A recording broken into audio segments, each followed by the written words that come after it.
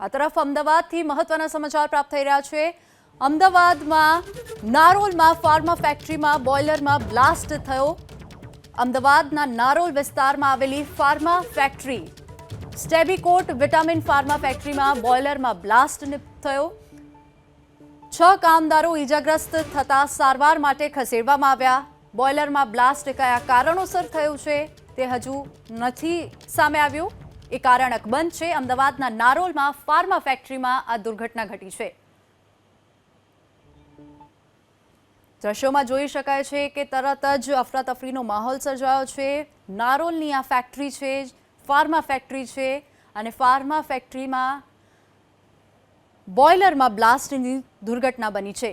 સ્ટેબિકોટ vitamin pharma factory છે, કંપનીનું નામ જે છે તે સ્ટેબિકોટ વિટામિન છે। 6 કામદારો ત્યારે હાજર હતા ત્યાં અને આ દુર્ઘટના ઘટી।